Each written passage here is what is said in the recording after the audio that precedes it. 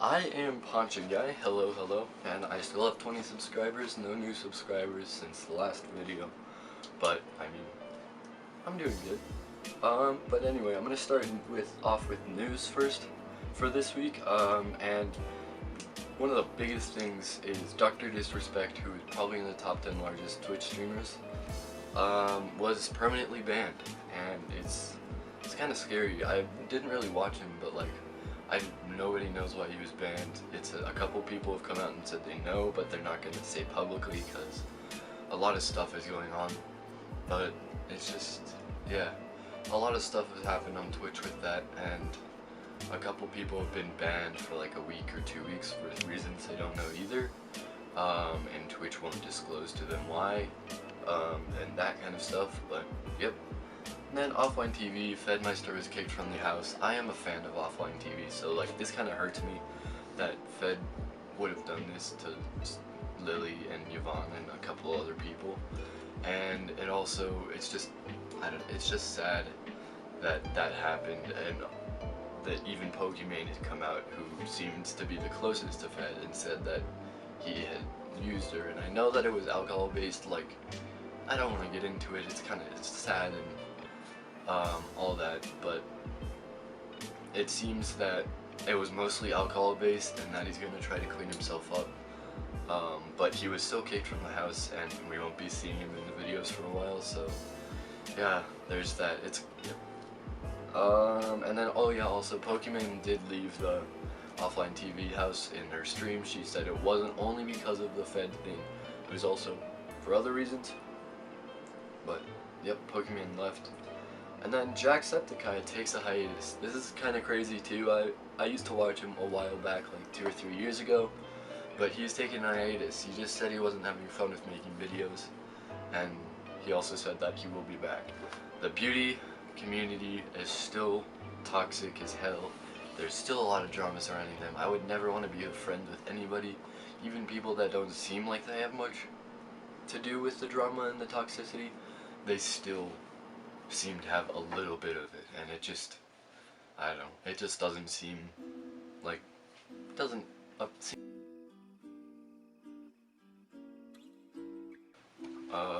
so yeah, I know the news was kind of depressing this week. There was a lot of bad stuff that happened, definitely in our corner of society. But getting into the happier stuff, I just finished Tokyo Ghoul, maybe last weekend, and I started reading Tokyo Ghoul Re.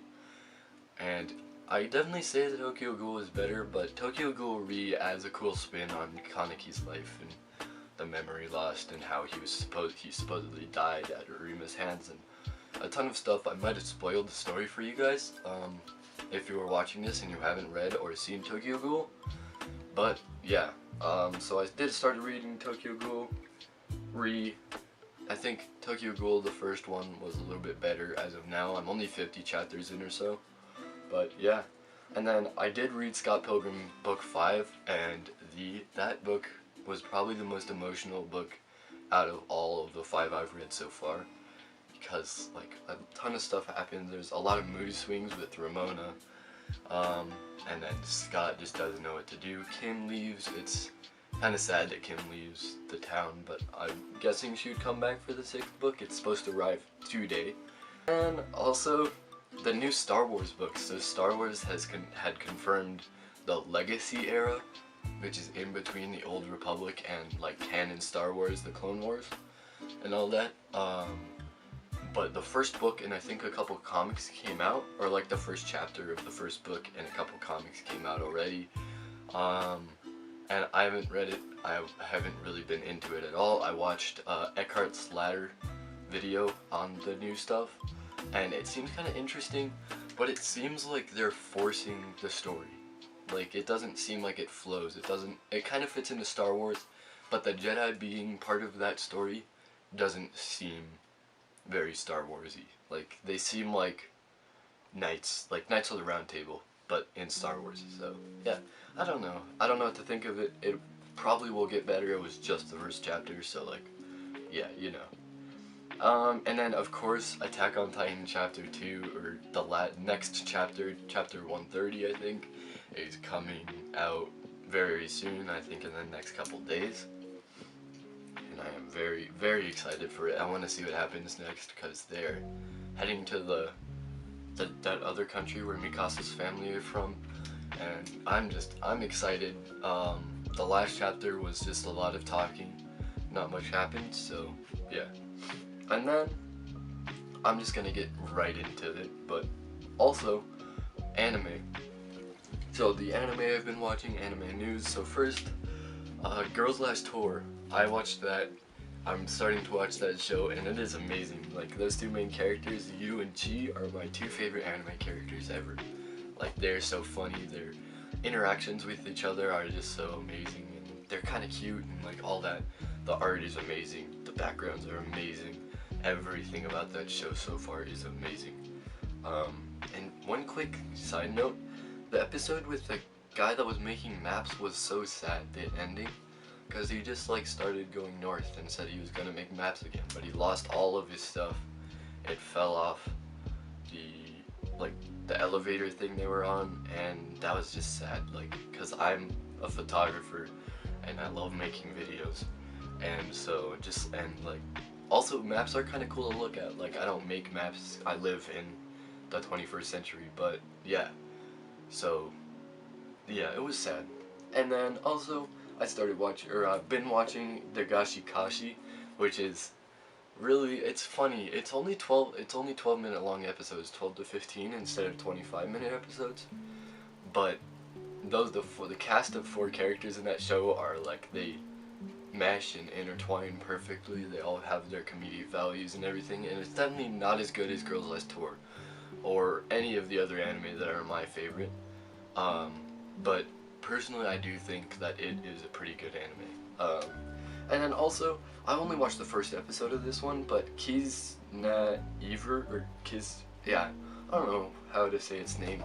It's only 12 episodes, and it's a lot like Bungo Stray Dogs, but that show's also pretty good, as of the first episode, I guess. But it strikes me as like kind of like a Kami ga Kill, with like the cast of characters, and then that one lady, the one girl that like controls them all, and yeah, I don't know. But also like Bungo Stray Dogs, because like the comedy and the main character is kind of an outcast and all that. But yeah, and then of course we're getting into the new summer season, and Fire Force Season 2 kicked off just like a couple days ago, I think. The first episode, I saw the opening for it, and I don't know. I don't think it's as good as the last one, but I didn't finish the last season, so I can't really say anything about that. And then of course, more isekai are coming. Isekai are just like an every season thing now. Yeah. And then of course the Tower of God ending was really good, but also kind of sucked because I hate that Rachel bitch. She's just worst girl. That's it. And then ReZero Season 2, of course, that's coming out soon. I don't know if the first episode has come out yet. But I did watch the first season, and the first season was pretty good. Again, it wasn't in my top favorite anime ever, but like, it was pretty good. It was above average, I think. And of course, oh, I forgot to mention it, BNA, Brand New Animal. It aired this spring, in the spring anime season, and I wanted to watch it, but it wasn't on VRV. I'm lazy, but now it's on Netflix, and so I'm gonna watch that and probably binge watch it, hopefully. And I'm super excited to start it, but I haven't actually started it yet, so yeah. And then also, this isn't anime, this is Rooster Teeth, I guess, but the RVB Season 18 was confirmed, I think, and there's supposed to be a couple new characters too. So I don't know how the story's gonna go, but I feel like after Season 13 and 14, 15 and 16 seemed kind of forced, but then 17 was pretty good, and I liked Season 17 a lot, and so hopefully Season 18 will also be like that comedy like it was, and it won't seem forced. But yeah, there's the anime and show, and also books, manga, all that stuff. And so the last section of this video, the music. I always love music. I'll always talk to anybody about music. um, just like anime.